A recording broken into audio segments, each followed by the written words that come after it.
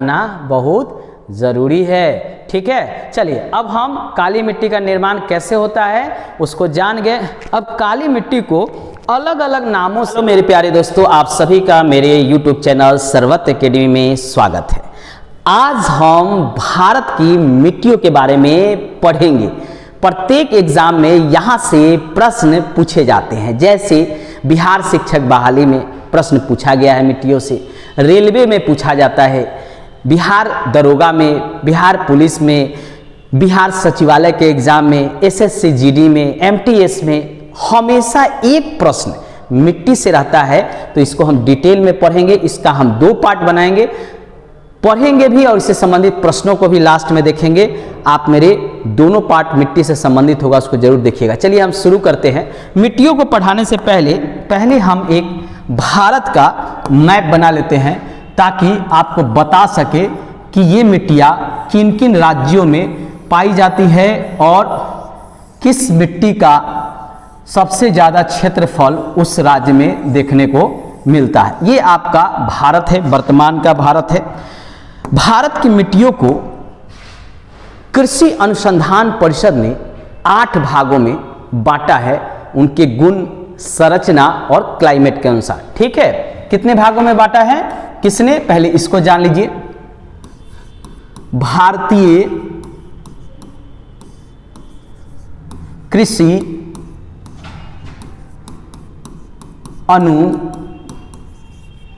अनुसंधान परिषद ने, ठीक है, 8 भागों में क्या किया है, मिट्टी को बांटा है। ठीक है, कितने भागों में बांटा है, 8 भागों में। कहा है कि 8 टाइप के मिट्टी भारत में पाए जाते हैं। ठीक है, और यह उनके किसके आधार पे, उनके गुण के आधार पे, ठीक है, संरचना के आधार पे और क्लाइमेट के आधार पे। ठीक है, इस आधार पर इन मिट्टियों को 8 भागों में भारतीय कृषि अनुसंधान परिषद ने बांटा है। पहले यह जान लीजिए कि 8 प्रकार की मिट्टी है कौन कौन। चलिए, अब ये 8 प्रकार की मिट्टी कौन कौन है, इसको हम आपके सामने पहले लेकर आते हैं और एक एक मिट्टी को हम पहले बताते हैं कि वह पहला मिट्टी कौन है। पहला है जलोढ़ मिट्टी। कौन मिट्टी, जलोढ़ मिट्टी। ठीक है, दूसरा है काली मिट्टी। ठीक है, काली मिट्टी। तीसरा है लाल मिट्टी, इसी को कहते हैं पीला मिट्टी। ठीक है, चौथा है लेटेराइट मिट्टी।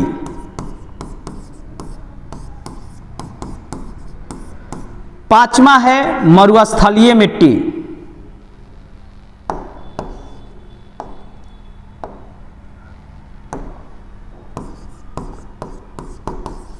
मरुस्थलीय मिट्टी। ठीक है, इसको हम शुष्क मिट्टी भी कहते हैं, शुष्क मिट्टी। ठीक है, ये आपका दूसरा, तीसरा, चौथा, पांचवा। ठीक है, छठा है लवणीय मिट्टी। ठीक है, सातवां है पर्वतीय मिट्टी और 8वां है पिटमय मिट्टी। ठीक है, पर्वतीय मिट्टी को हम माउंटेन सॉइल भी कहते हैं। ठीक है, तो ये आपके 8 प्रकार के मिट्टी हैं जो भारत में पाए जाते हैं, यानी 8 टाइप के मिट्टी हैं। अब इनके गुण के बारे में जानेंगे कि इनका कौन कौन सा गुण है देखने को मिलता है, क्यों इस मिट्टी में फसल कौन कौन से उपजाए जाते हैं, उस मिट्टी को भी हम क्या करेंगे, देखेंगे। चलिए शुरू करते हैं।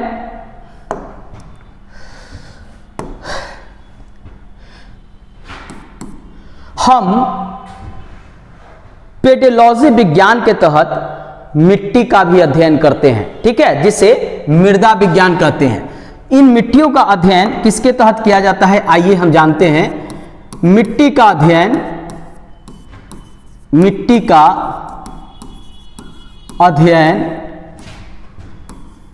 मृदा विज्ञान, ठीक है, के तहत किया जाता है, ठीक है। PEDOLOGY, पेडोलॉजी विज्ञान के तहत क्या करते हैं, हम मिट्टियों का अध्ययन करते हैं। एग्जाम में पूछता है किस विज्ञान के तहत मिट्टियों का अध्ययन किया जाता है, तो पेडोलॉजी विज्ञान के तहत मिट्टियों का अध्ययन किया जाता है। तो अभी हमने क्या क्या जाना, पहला जाना कि भारत की मिट्टी को किसने बांटा है, तो भारतीय कृषि अनुसंधान परिषद ने। दूसरा हम यह जाने कि भारत में मिट्टी कितने प्रकार के होते हैं, तो 8 प्रकार के होते हैं। कौन कौन से मिट्टी होते हैं वह आपको हमने बताया।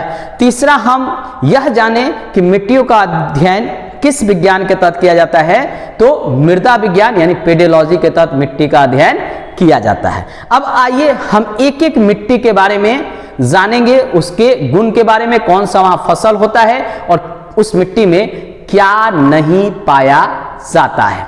चलिए, पहला मिट्टी है वह है जलोढ़ मिट्टी। कौन सी मिट्टी है, पहला मिट्टी है जलोढ़ मिट्टी, ठीक है। अब सबसे पहले यह जानना जरूरी है कि आखिर ये जलोढ़ मिट्टी पाया कहां जाता है भारत में। तो चलिए पहले हम उसको एक मैप के थ्रू जानते हैं कि वो आखिर भारत में कहां देखने को मिलता है। पहले हम एक छोटा सा भारत का मैप बना लीजिए।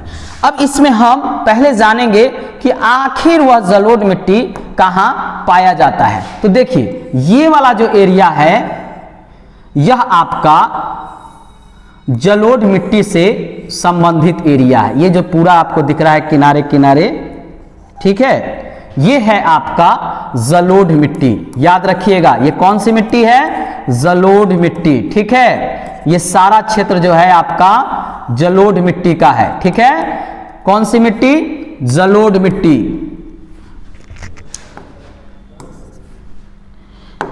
ये आपका मिट्टी है जलोढ़ मिट्टी, याद रखिएगा, जलोढ़ मिट्टी, एल्यूवल सॉइल, ये है जलोढ़ मिट्टी, ठीक है। ये अधिकतर उत्तर भारत में देखने को मिलता है, ठीक है।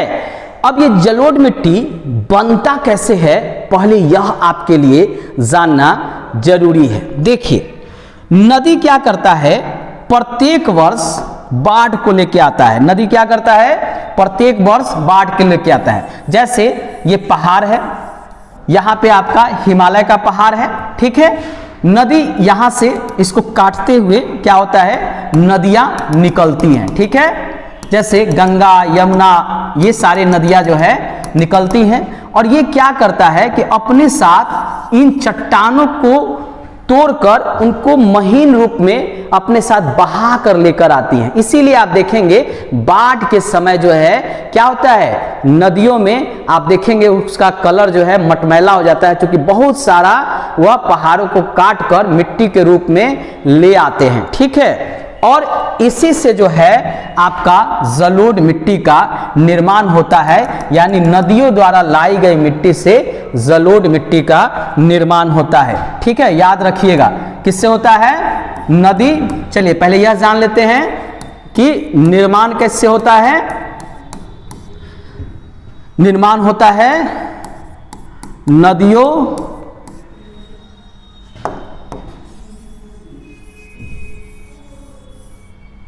नदियों द्वारा लाई गई मिट्टी से, नदियों द्वारा लाई गई मिट्टी से, ठीक है। किसका निर्माण होता है, जलोढ़ मिट्टी का, ठीक है, जलोढ़ मिट्टी का। इसमें सबसे अधिक क्या होता है, सबसे अधिक होता है इसमें जलोढ़ मिट्टी में कंकर, पत्थर, गाद, इस मिट्टी में सबसे अधिक होता है, यानी जलोढ़ मिट्टी में ये देखने को मिलता है। ठीक है, और इसमें नाइट्रोजन और ह्यूमस और फास्फोरस की कमी भी होती है। जलोढ़ मिट्टी में कमी क्या होता है यह भी जान लीजिए, नाइट्रोजन, ठीक है, फास्फोरस और ह्यूमस, ह्यूमस की इसमें कमी होती है। ठीक है, ह्यूमस की इसमें कमी होती है, ये कमी होता है। ठीक है, परंतु इसमें पोटास की अधिकता होती है। ठीक है, अधिक पाया जाता है पोटास, परंतु नाइट्रोजन, फास्फोरस और ह्यूमस जलोढ़ मिट्टी में बहुत कम पाया जाता है। इसमें सभी प्रकार के फसल होते हैं, इसमें सभी प्रकार के फसल होते हैं, जैसे गेहूं, चावल, मक्का, चना, फल, सब्जी। ठीक है, सभी प्रकार के फसल इसमें उपजाए जाते हैं और ये काफी उपजाऊ भी माना जाता है। सभी मिट्टी में यह अधिक उपजाऊ भी माना जाता है और सभी प्रकार के लगभग इसमें फसल उपजाए जाते हैं। ठीक है, अब एक क्वेश्चन यह भी पूछता है कि यह मिट्टी किन किन राज्यों में पाया जाता है, यह भी जानना हमारे लिए जरूरी है। तो आप जान लीजिए, यह मिट्टी जो है बिहार में होता है, उत्तर प्रदेश में होता है, एमपी में कुछ जगह होता है, गुजरात में होता है, पंजाब में होता है, हरियाणा में होता है, ठीक है, पश्चिम बंगाल में होता है, असम में होता है। ठीक है, और भी जगह होते हैं, लेकिन इन जगहों पर सबसे अधिक मात्रा में जलोढ़ मिट्टी पाया जाता है। हमने पहले ही बताया आपको मैप में कि ये जो क्षेत्र है वह क्या है, जलोढ़ मिट्टी का है। गुजरात में भी ये इधर जो है जलोढ़ मिट्टी पाया जाता है। ठीक है, अब जलोढ़ मिट्टी को भी दो भागों में बांटा गया है। कितने भागों में बांटा गया है? दो भागों में। आइए उसके बारे में भी हम जानते हैं कि कितने भागों में जलोढ़ मिट्टी को बांटा गया है। ठीक है, चलिए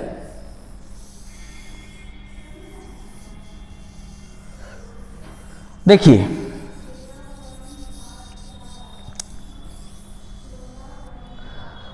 जलोढ़ मिट्टी को हम क्या किए हैं कि दो भागों में बांट दिए हैं। एक है बांगर, ठीक है, और दूसरा है खादर। ठीक है, अब क्यों इनको बांटे हैं? यह भी नदियों द्वारा ही लाई गई मिट्टी है। ठीक है, परंतु इनका गुण थोड़ा अलग होता है और इनका उपजाऊ जो है उसमें भी अंतर होता है। जो खादर मिट्टी है वह अधिक उपजाऊ होती है, अधिक उपजाऊ होती है। ठीक है, और यह भी नदियों द्वारा लाई गई नई मिट्टी है।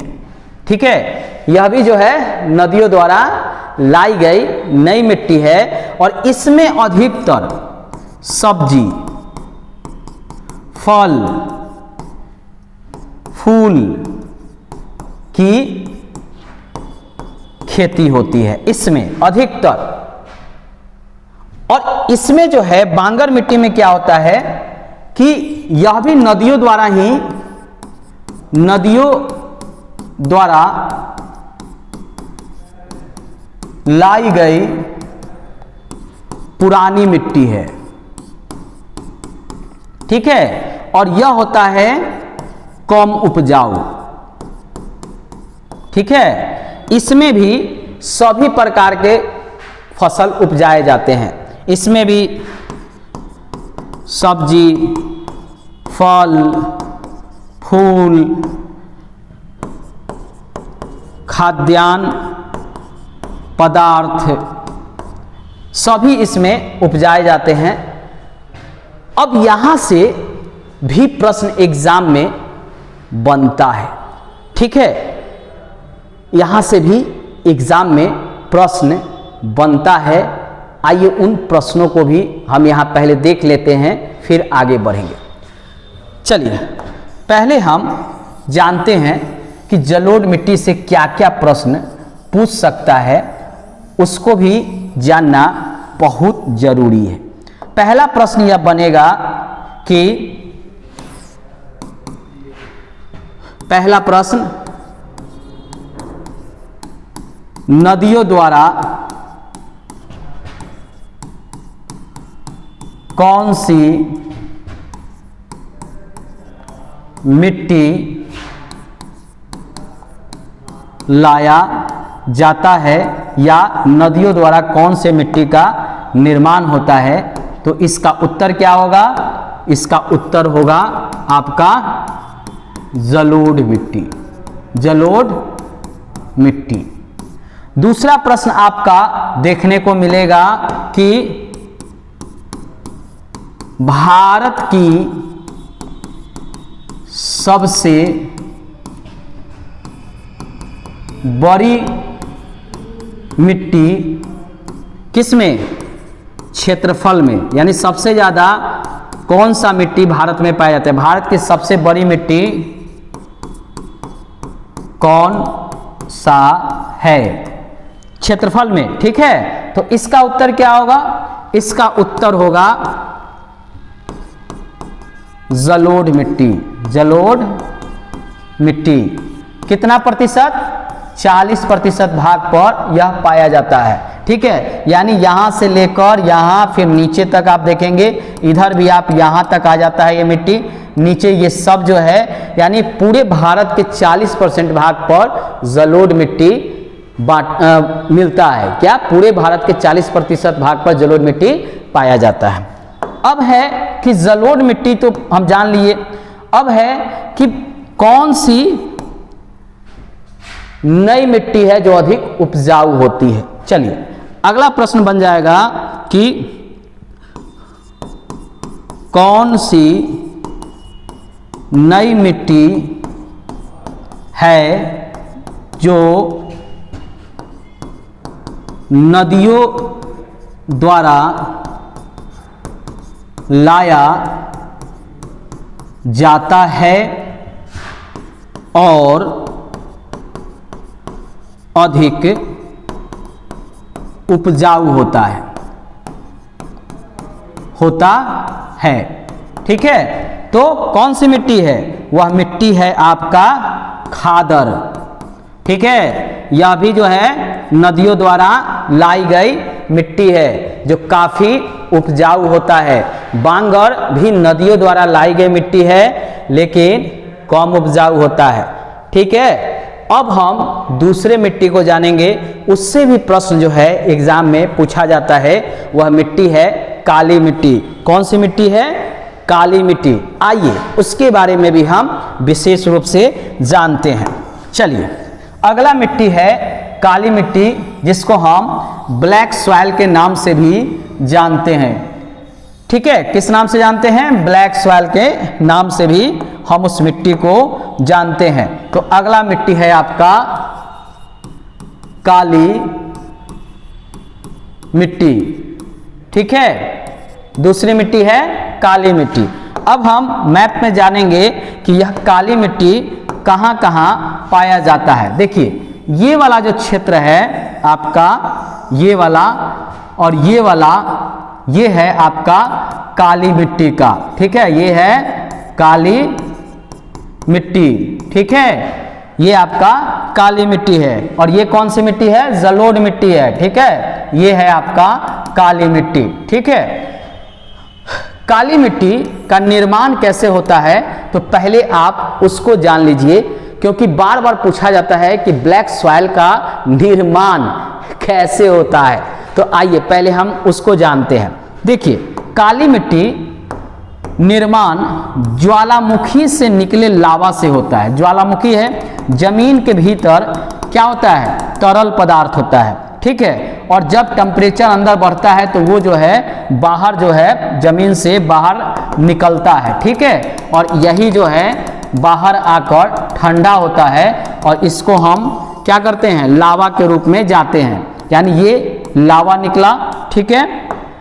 और भूमि पर आने के बाद ये क्या होता है, चट्टान के रूप में यहाँ पे निर्मित हो जाता है, ठीक है। यहाँ बन जाएगा चट्टान के रूप में, ठीक है। चट्टान बन गया, इसी को हम लोग कहते हैं बैसाल्ट चट्टान, बैसाल्ट चट्टान, ठीक है। बैसाल्ट रॉक इसको कहते हैं। यानी यही जो लावा है वो ठंडा होता है तो बन जाता है बैसाल्ट चट्टान। और इसी के टूटने से, इसी के टूटने से क्या होता है, काली मिट्टी का निर्माण होता है, काली मिट्टी का निर्माण, ठीक है। तो हम ये समझ गए कि काली मिट्टी का निर्माण कैसे होता है, ज्वालामुखी से निकले लावा के ठंडा होने के बाद बैसाल्ट चट्टान के रूप में परिवर्तित होने और उसके टूटने से काली मिट्टी का निर्माण होता है। एग्जाम में पूछता है कि काली मिट्टी का निर्माण कैसे होता है, तो बैसाल्ट चट्टान से होता है। अब बैसाल्ट चट्टान का निर्माण कैसे होता है, तो ज्वालामुखी से निकले लावा के ठंडा होने से बैसाल्ट चट्टान का निर्माण होता है, ठीक है। यह आपके लिए जानना बहुत जरूरी है, ठीक है। चलिए अब हम काली मिट्टी का निर्माण कैसे होता है उसको जान गए। अब काली मिट्टी को अलग अलग नामों से भी जाना जाता है। एग्जाम में पूछता है कि काली मिट्टी को किन किन नामों से जाना जाता है, तो आइए उसके बारे में हम जानते हैं। देखिए, पहले हम यह जान लिए कि काली मिट्टी का निर्माण कैसे होता है, तो ज्वालामुखी से निकले लावा के जमने तथा बैसाल्ट चट्टान के रूप में बनने, रूप में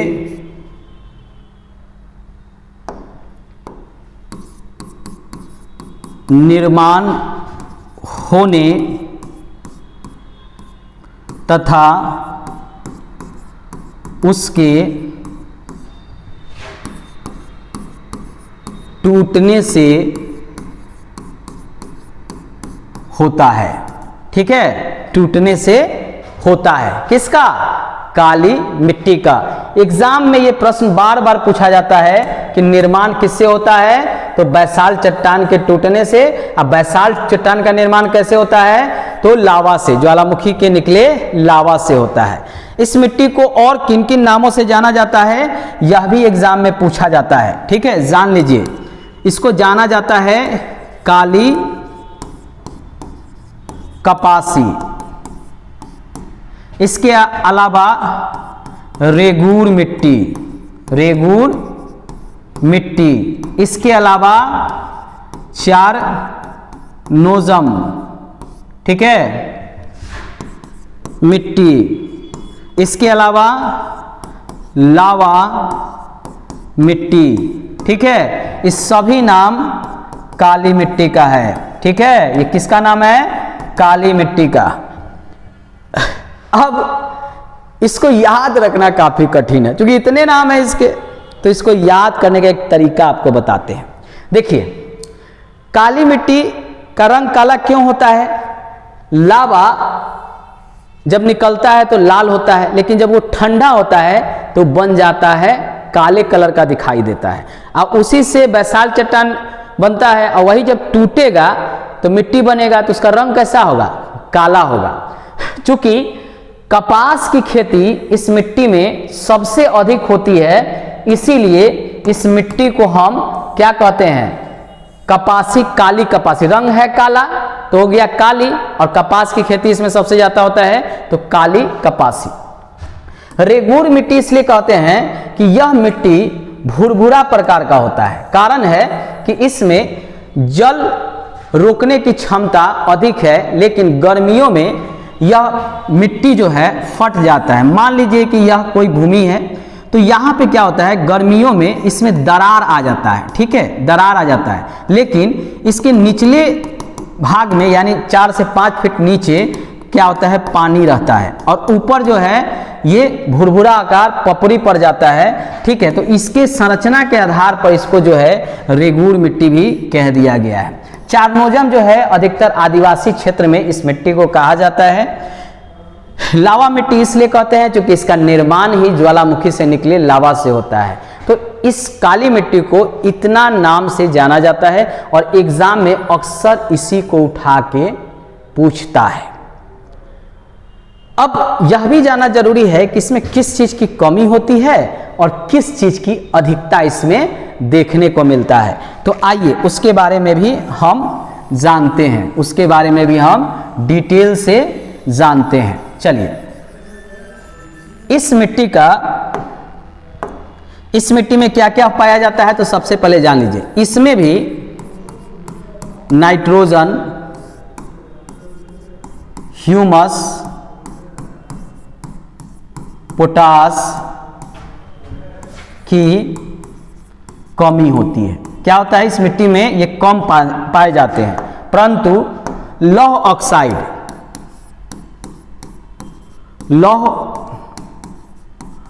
ऑक्साइड अधिक होता है, ठीक है, इस मिट्टी में।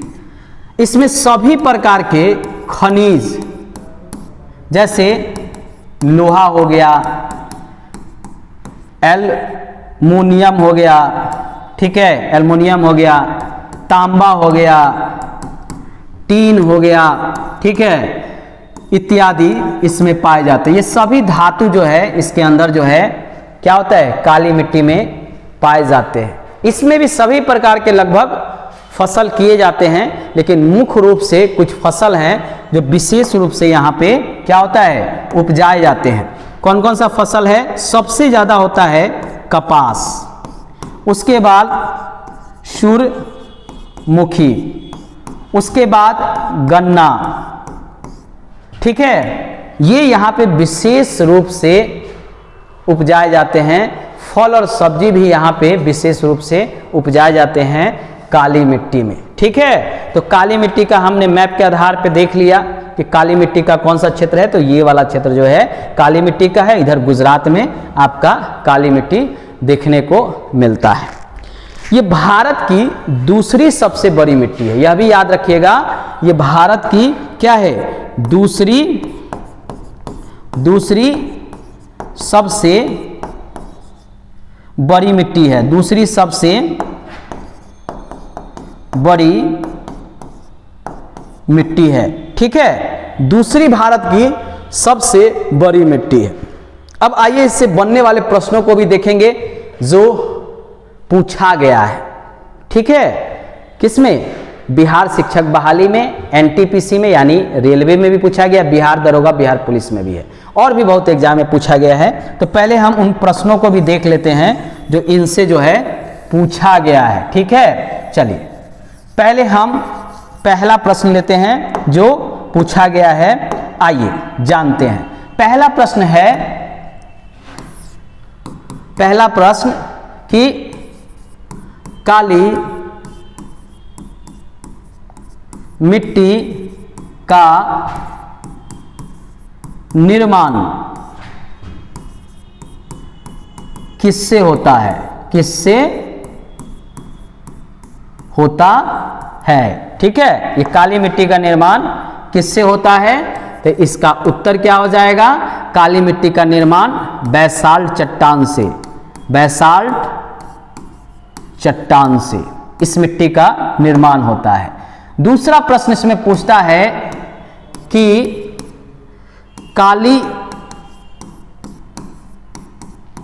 मिट्टी में सबसे अधिक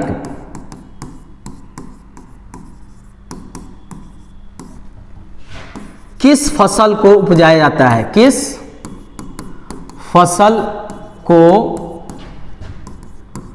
उपजाया जाता है। देखिए काली मिट्टी में अगर सबसे ज़्यादा होता है तो वह होता है कपास, ठीक है। और कपास सबसे ज़्यादा कहाँ उपजाया जाता है? तो गुजरात में पहले स्थान पे है कपास उत्पादन में, और दूसरे स्थान पे कौन है? महाराष्ट्र, ठीक है। ये है उत्पादन में, ठीक है। लेकिन एक और प्रश्न पूछता है कि काली मिट्टी सबसे अधिक कहाँ पाया जाता है, किस राज्य में? काली मिट्टी सबसे अधिक कहाँ पाया जाता है, ठीक है। तो सबसे ज़्यादा ये काली मिट्टी है वह है आपका कहाँ पे? महाराष्ट्र में, ये प्रथम स्थान पे है। दूसरे स्थान पे गुजरात है और तीसरे स्थान पे तेलंगाना है, ठीक है। एक और क्वेश्चन बनता है कि काली मिट्टी रेगूर मिट्टी के नाम से किसे जाना जाता है? रेगूर मिट्टी के नाम से। तो याद रखिएगा काली मिट्टी को ही रेगूर मिट्टी के नाम से जाना जाता है, या काली कपासी के नाम से जाना जाता है, या चेरनोजम के नाम से जाना जाता है, या लावा के नाम से जाना जाता है। यह भी प्रश्न पूछे हुआ है, ठीक है। आइए हम भारत की तीसरी सबसे बड़ी मिट्टी लाल मिट्टी के बारे में भी जानते हैं। पहले यह जान लेते हैं कि लाल मिट्टी कहाँ होता है भारत में, ठीक है। यह भी जानना आपके लिए बहुत जरूरी है, ठीक है। चलिए अगला मिट्टी के बारे में हम पहले मैप में देखेंगे और फिर उससे संबंधित फैक्ट को भी देखेंगे। चलिए अगला मिट्टी है आपका, वह है मिट्टी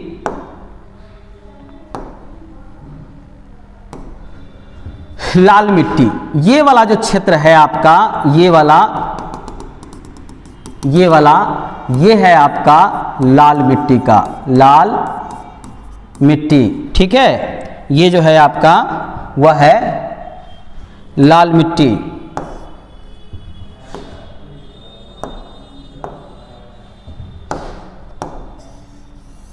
ठीक है। ये वाला जो क्षेत्र है वह है आपका लाल मिट्टी का। याद रखिएगा कौन सा है? ये वाला जो क्षेत्र है आपका, ठीक है, ये है आपका लाल मिट्टी, ठीक है। और ये सबसे ज्यादा छत्तीसगढ़ में पाया जाता है। इसका लाल होने का कारण क्या है यह भी जानना आपके लिए जरूरी है। देखिए यहां थोड़ा वर्षा कम होता है और तापमान यहां पे अधिक होता है। अब गर्मी ज़्यादा होगा, वर्षा कम होगा, तो ऐसे स्थिति में मिट्टी का जो परत है वह जल जाता है। अब कोई भी चीज जब जलेगा तो कैसा दिखाई देगा? लाल दिखाई देगा। और इस मिट्टी का निर्माण मेटामॉर्फिक रॉक यानी कार्यांतरिक चट्टान के टूटने से होता है। इस मिट्टी का निर्माण कम उपजाऊ होता है यह मिट्टी। तो चलिए पहले यह जानते हैं कि इसका निर्माण कैसे होता है। अगला मिट्टी है वह मिट्टी है आपका तीसरा लाल मिट्टी, ठीक है। इसी को पीली मिट्टी भी कहा जाता है। पीली मिट्टी क्यों कहा जाता है आइए उसको भी हम जानते हैं। देखिए पहले इसके बनावट के बारे में जान ले, कैसे यह बनता है, कहाँ बनता है। देखिए कम वर्षा एवं अधिक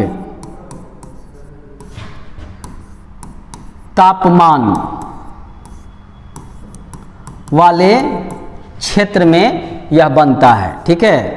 क्षेत्र में यह बनता है। किस चट्टान के टूटने से बनता है? तो कार्यांतरिक चट्टान के टूटने से इस मिट्टी का निर्माण होता है लाल मिट्टी का। पीला क्यों बन जाता है यह?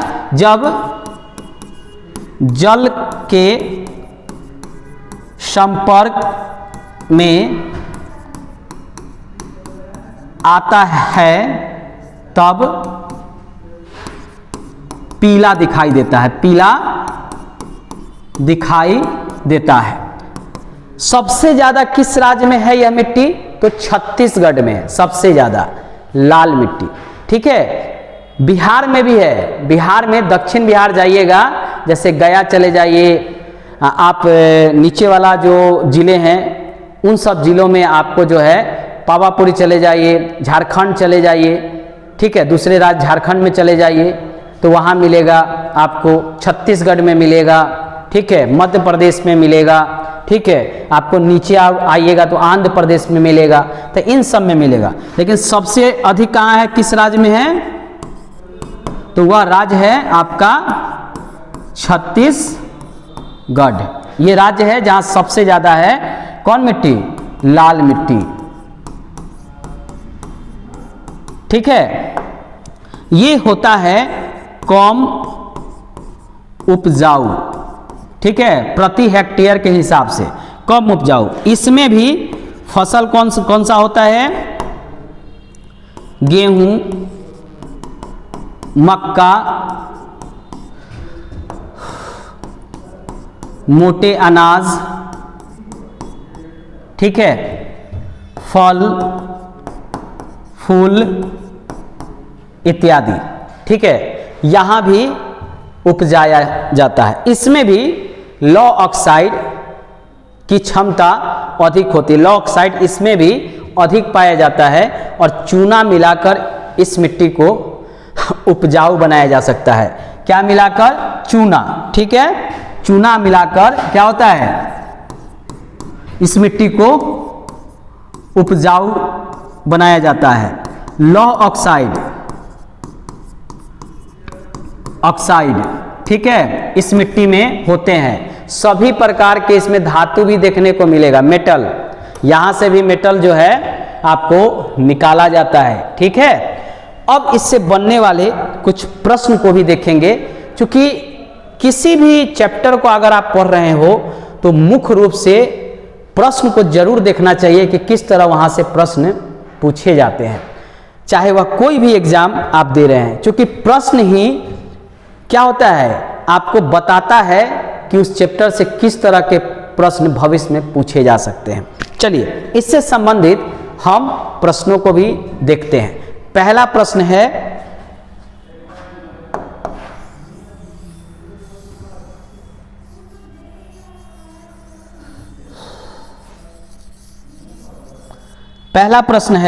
कि इस मिट्टी का निर्माण कैसे होता है। ठीक है, निर्माण कैसे होता है? तो कार्यांतरिक चट्टान से इस मिट्टी का निर्माण होता है। ठीक है, ये जानना बहुत जरूरी है। किस मिट्टी से? कार्यांतरिक चट्टान से। सबसे ज्यादा कहां पाया जाता है? चलिए अगले प्रश्न को हम लेंगे, सबसे ज्यादा कहां पाया जाता है?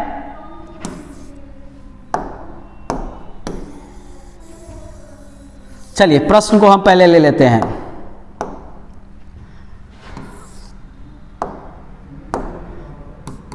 पहला प्रश्न है, लाल मिट्टी का निर्माण किस चट्टान से होता है? किस चट्टान से होगा?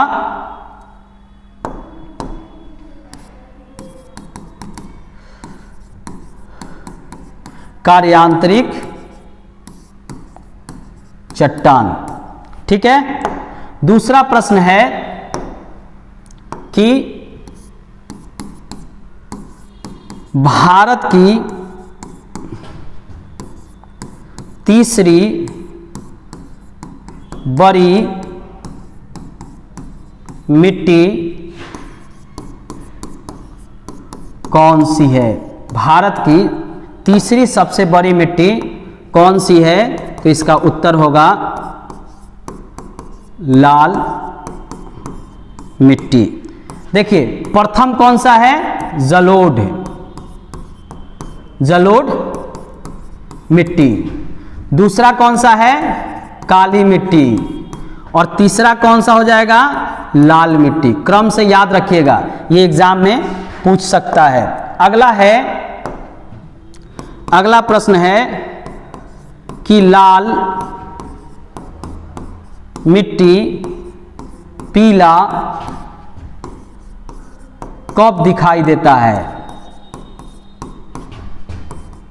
ठीक है, लाल मिट्टी पीला कब दिखाई देता है? तो याद रखिएगा कब दिखाई देता है? जब जल के संपर्क में आता है। ठीक है, संपर्क में आता है तब यह दिखाई देता है पीला। ठीक है, तो ये 3 प्रकार के मिट्टियों को हमने आपको भारत के मानचित्र के आधार पर बताया।